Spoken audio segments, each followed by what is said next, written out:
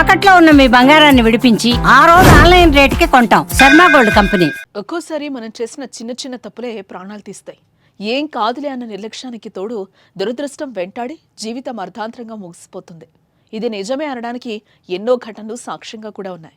తాజాగా అలాంటి ఘటన తమిళనాడులోనూ జరిగింది. ఓ చేప ఓ వ్యక్తి ప్రాణం తీసింది. నమ్మశక్యంగా లేకపోయినా చేప కారణంగా ఆ వ్యక్తి స్పాట్లో చనిపోవాల్సి వచ్చింది. ఇందుకే ఏం జరిగింది? అతడు ఎలా చనిపోయాడు?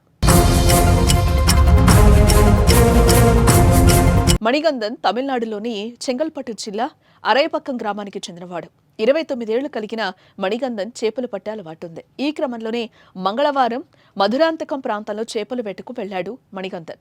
కళ్ల ముందు కదులుతున్న చేపలను పట్టుకునేందుకు నీటిలోకి దిగాడు. ఇంతలోనే ఓ చేప చేతికి చిక్కింది.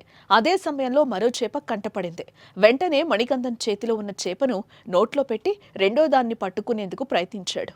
అదే అతడు చేసిన అతిపెద్ద తప్పు.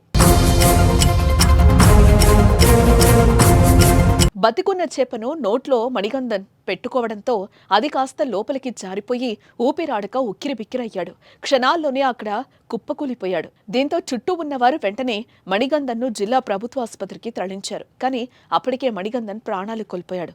చూసారుగా ఎంతటి దురదృష్టమో.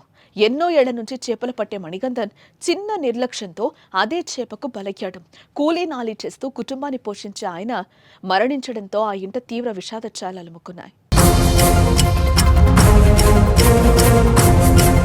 మనిషి ప్రాణం పోవడానికి కొన్ని క్షణాలు చాలు. అందుకే మనం చేసే ప్రతి పనిలో జాగ్రత్తగా మెలగాలి. నిర్లక్ష్యం, అజాగ్రత్తగా మెలిగితే ఇలానే ఊహించని విధంగా ప్రాణాలు కోల్పోవలసి వస్తోంది. మరి ఈ ఘటనపై మీ అభిప్రాయాన్ని కామెంట్ చేయండి.